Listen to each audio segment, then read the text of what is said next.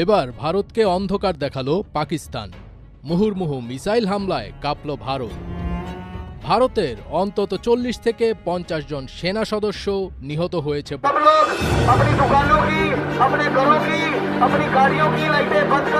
রাতের আকাশে তারা জ্বলছে ঠিকই, কিন্তু ভারত পাকিস্তানের সীমান্তের এপারে ওপারে এখন চলছে অবিশ্বাসের আগুন। রণ উত্তেজনা থেকে রণাঙ্গন, টানা 2 সপ্তাহের থমথমে সীমান্ত এখন যুদ্ধ।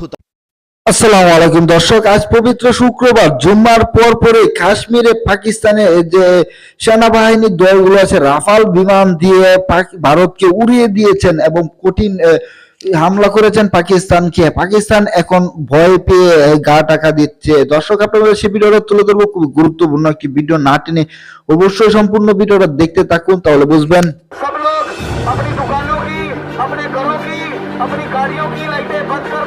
রাতের আকাশে তারা জ্বলছে ঠিকই, কিন্তু ভারত পাকিস্তানের সীমান্তের এপারে ওপারে এখন চলছে অবিশ্বাসের আগুন। কোনো প্রতিবেশী আর কাউকে বিশ্বাস করছে না, একে অপরকে চূড়ান্ত রূপে শেষ করে দিতে চায়। নিজেদের 15টি এলাকায় হামলার অভিযোগ তুলেছে ভারত।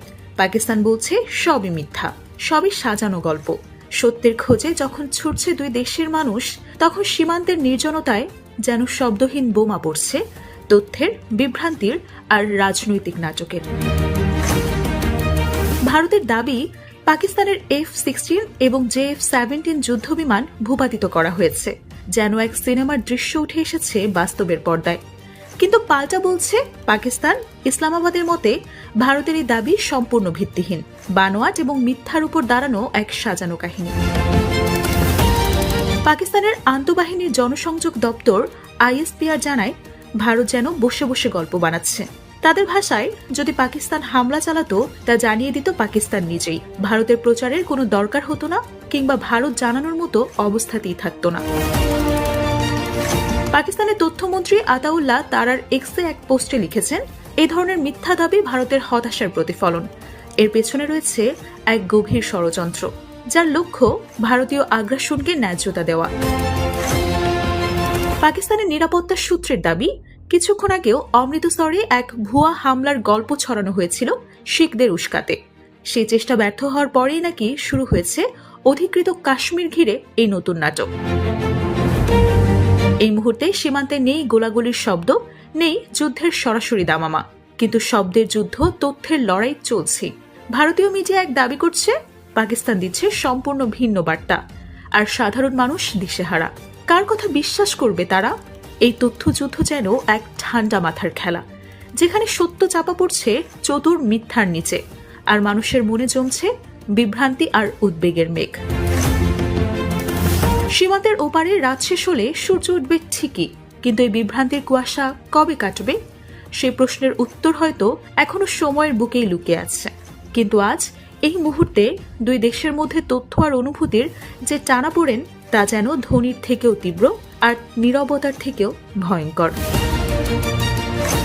এই তো আজকের গল্প, যে গল্পে অস্ত্র নয়, যুদ্ধ করছে শব্দ, গুলির বদলে চলছে অভিযোগ আর। এবার ভারতকে অন্ধকার দেখালো পাকিস্তান। মুহুর্মুহু মিসাইল হামলায় কাঁপল ভারত। ভারতের অন্তত 40 থেকে 50 জন সেনা সদস্য নিহত হয়েছে বলে দাবি করেছেন পাকিস্তানের তথ্য ও সম্প্রচার মন্ত্রী তারার। বৃহস্পতিবার সংসদে একটি প্রস্তাবের ওপর বক্তব্য দেওয়ার সময় পাকিস্তানের এই মন্ত্রী বলেন, ভারতের ক্ষেপণাস্ত্র হামলার জবাবে পাকিস্তানের পাল্টা হামলায় নিয়ন্ত্রণ রেখা বরাবর 40 থেকে 50 জন ভারতীয় সেনা নিহত হয়েছেন। গতকাল রাতে পরপর বিস্ফোরণে কেঁপে উঠেছে ভারত। ভারতীয় সংবাদ মাধ্যম NDTV জানিয়েছে, রাজস্থানের জয়সলমীর এবং সীমান্তবর্তী অন্যান্য শহরে ভয়াবহ বিস্ফোরণের শব্দ শোনা গেছে। পাকিস্তান সামরিক বাহিনী ভারতের বিভিন্ন সামরিক ঘাঁটির উপর একযোগে মিসাইল ও ড্রোন হামলা চালানোর পর সীমান্তবর্তী রাজ্যগুলোতে ব্ল্যাকআউট ঘোষণা করা হয়েছে। স্থানীয় কর্মকর্তারা সংবাদ সংস্থা PTI-কে জানিয়েছেন, একটি বিশাল বিস্ফোরণের শব্দ শোনা গেছে। এরপর একটি সংক্ষিপ্ত নীরবতা। এরপর প্রায় 1 ঘন্টা ধরে বিস্ফোরণ চলতে থাকে। NDTV আরও জানিয়েছে, বৃহস্পতিবার সন্ধ্যার দিকে আন্তর্জাতিক সীমান্ত অতিক্রম করে ঝাঁকে ঝাঁকে রকেট উড়ে এসেছে ভারত সীমানায়।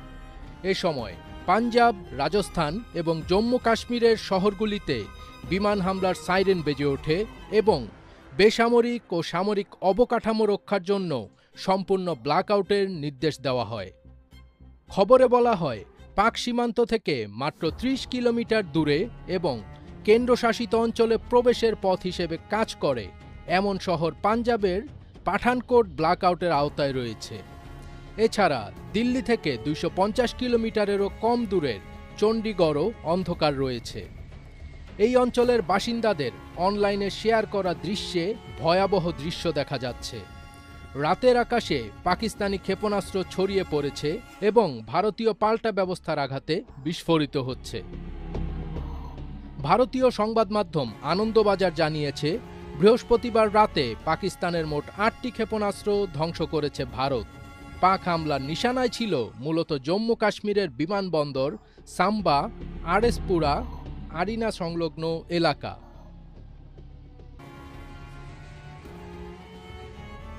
ফজবির তাজ, এটিএন বাংলা।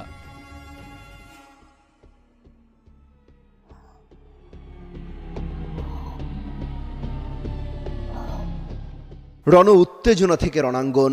টানা ২ সপ্তাহের থমথমে সীমান্ত এখন যুদ্ধ তাণ্ডবে উন্মাদ। মাথার উপর দিয়ে সাই সাই করে উঠছে ড্রোন, ক্ষেপণাস্ত্র, যুদ্ধ বিমানের ঝাঁক। থেমে থেমেই রকেট, ক্ষেপণাস্ত্র আছড়ে পড়ার বিকট শব্দ, ভেঙেচুরে লন্ড ভণ্ড হয়ে যাওয়ার শব্দ, পরক্ষণেই আবার নিরাপদে আশ্রয়ে ছোটার সাইরেন, মুহূর্তেই ব্ল্যাকআউট।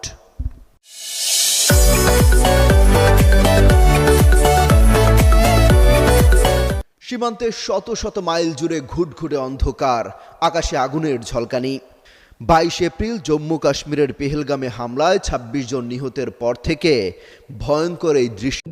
আসসালামু আলাইকুম দর্শক, আপনারা তো সম্পূর্ণ ভিডিওটা দেখলেন। দর্শক, ভিডিওটা কেমন লেগেছে, ভিডিও সম্বন্ধে অবশ্যই আপনাদের মহামূল্যবান মতামত কমেন্ট বক্সে জানিয়ে দেবেন। দর্শক, ভারতের উপর যে জুম্মার পরপরই পাকিস্তান হামলা করেছে, সেই হামলায় ভয় পেয়ে পাকিস্তান ভারত গা টাকা দিচ্ছেন এবং ভারতের নরেন্দ্র মোদী তিনি দেশ থেকে পলায়ন করার সিদ্ধান্ত নিয়েছেন। এবং এই কি বাংলাদেশকে দখলে নিতে চাচ্ছে চীন। এই চীন আবার পাকিস্তানের সাথে যুক্ত হয়ে ভারতকে হামলা করতেছেন এবং কে কে যুক্ত আছে, কোন কোন দেশ কার সাথে যুক্ত, তা আমরা এই ভিডিওতে আপনাদের মাঝে তুলে ধরেছি। দর্শক, ভিডিওটি কিন্তু অত্যন্ত গুরুত্বপূর্ণ ছিল, রহস্যে ঘেরা সেই ভিডিওটা আপনাদের মাঝে তুলে ধরেছি। দর্শক, ভিডিওটি ভালো লাগলে লাইক, কমেন্ট, শেয়ার করে দেবেন। চ্যানেল নতুন হলে অবশ্যই চ্যানেলকে সাবস্ক্রাইব করে দিয়ে পাশে থাকা বেল বাটনটি অন করে দেবেন। ভালো থাকবেন, সুস্থ থাকবেন, দেখা হবে পরবর্তী ভিডিওতে। এরকম ভালো ভালো ভিডিও পেতে চ্যানেলের সাথে অবশ্যই থাকবেন। আসসালামু আলাইকুম।